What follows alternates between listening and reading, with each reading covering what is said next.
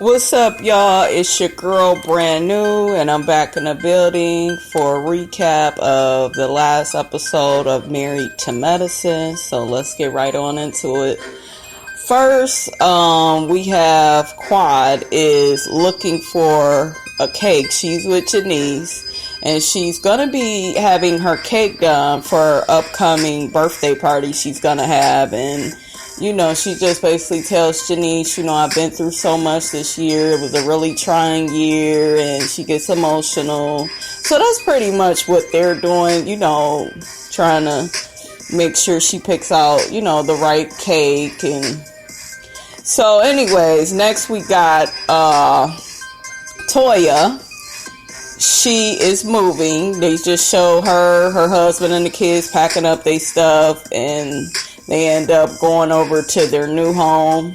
Somebody had mentioned on social media that they already had a house that they bought, so why they ain't just move back in there? That's a good question, because I just feel like if you already saving money the house is already paid for, that might be the smartest move. But we talking about Toya and Eugene, so I don't know why they did that. They did what they wanted to do. The house looks good, though, that they moved into, so.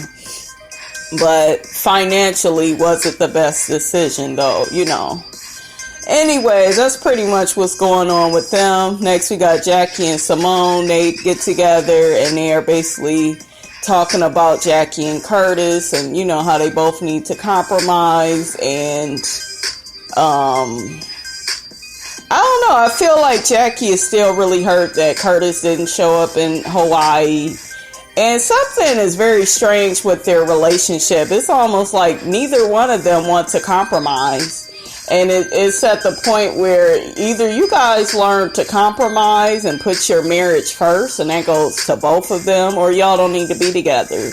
And I really do think that Dr. Jackie wants a child, and if so, she needs to let Curtis know, hey, I really need to adopt. I really need to fulfill this part of who I am. So that's pretty much what her and Simone talk about. Next, we got Heavenly. She's headed over to the radio station to promote her relationship conference. Lisa is not there. Lisa is stuck somewhere else on a buddy pass. And I'm just like, that damn Lisa is full of shit. If you're supposed to be helping somebody with something, don't you think that you should be there to help promote it and to talk about it? So Lisa, she just comes off to me as a bad businesswoman. I would never want to do business with her. So basically, her and Heavenly have a conversation on the phone, and she just keeps sitting up here. She was basically trying to say that she hadn't even put the deposit down on the venue they was gonna use. All of that is messed up. I feel like Heavenly had told her husband that Lisa was mainly taking over the event, and she copyrighted the name she wanted to use, not what Heavenly wanted to use. You know, Lisa's pretty much being a bitch and taking over the event, and then they both got two different prices on what the venue amount is. So that was very strange. I think it was supposed to be $7,000, and it was supposed to be $7,000 total, not a piece. And so they were supposed to split that. That's what Heavenly is saying, and they didn't end up doing that because Lisa basically stopped that, you know. So I don't know. I just feel like it's a whole bunch of bullshit.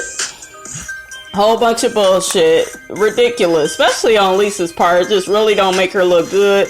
And I hope that the rest of these ladies do not do any business with her ass, because it's ridiculous.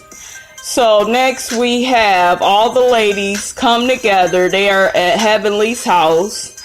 And she's basically letting them know what is going on with Lisa, and the whole price of the venue had changed, and you know, basically they were supposed to split the $7,000. It was supposed to be not $7,000 a piece, but you know, Lisa paid her half of it, then she was gonna pay her half, and it was gonna be totaling $7,000, not $7,000 a piece.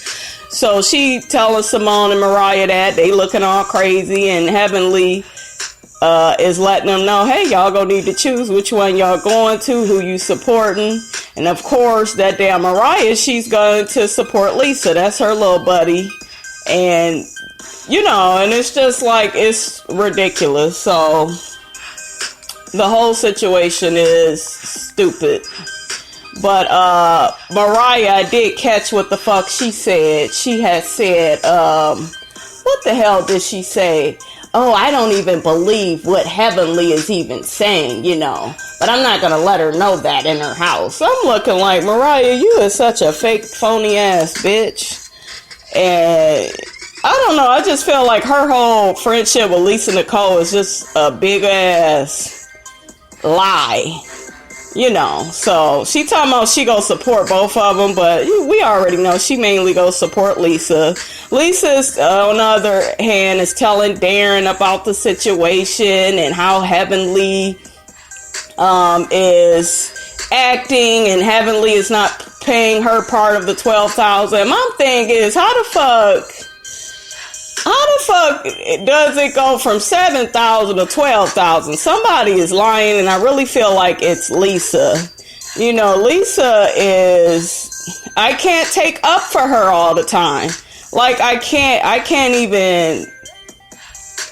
be there for you, Lisa, because you say and do stupid shit and you act delusional, and you shouldn't even be a part of a relationship conference. Shit, because your shit all fucked up. You know, how the fuck you gonna help other people with their relationship and your shit all fucked up? So next we have Mariah. She meets with her mother, and she just letting her know about the situation with Quad. And her mother talking about Quad is so insecure, blah, blah, blah. Mariah don't look nothing like her mother. She must look like her dad. But Mariah full of shit. She need to stop talking about Quad. And let me touch on that really quick. I really feel like when it comes to Mariah and Quad, they had a friendship, and Quad ended up outgrowing the friendship and began doing better in life. And sometimes when that happens, you really find out who your real friends are, and certain people are not your real friends. And that's what happened with Mariah and Quad. Mariah wasn't really her friend. She only wanted to be her friend when she felt Quad was beneath her. But now that they about neck and neck on the same level, and Quad is rising up and into her own, she don't like that. So she now trying to say, oh, she used me. Oh, she doesn't want me around, so she can continue to be who I am. And it's like, girl, shut the fuck up. So next we have Jackie and the rest of the girls, Janice, Heavenly, all of them get together for Quad's birthday party. Quad ends up doing a dance, looking really good. The best costumes was from Quad and Janice. They motherfucking shut it the fuck down. They both look good. Toya had her fucking belly out. It looked nasty. It's like, Toya, cover that up or get it fixed. Shit. And all the money you out here spending, you ain't spent no money to get your motherfucking belly fixed, bitch. What is you doing? So I didn't understand that, but everybody, for the most part, all the women looked really nice, at the party. It looked like they all enjoyed each other. They had a part where Simone talked to Curtis and said, hey, you left me hanging, you wasn't there in Hawaii, and he gets all defensive. And to me, Curtis could have joked that shit off, but no, he was getting defensive. And I just feel like Curtis is an asshole at this point. It's like he doesn't want to listen. He doesn't want to admit to his part in the situation. So I'm kind of done with Curtis. I need you to grow up, get your shit together, compromise with your wife. Period. But all the men, they checking Quad out, and, saw her popping in her little carnival outfit. So, she looked really nice. So party went pretty good, and their reunion should be coming up soon, honey, and I am so here for it. All right, you guys, that is it for Married to Medicine. Don't forget to rate, comment, and subscribe. It is your girl, Brand New, and I am out.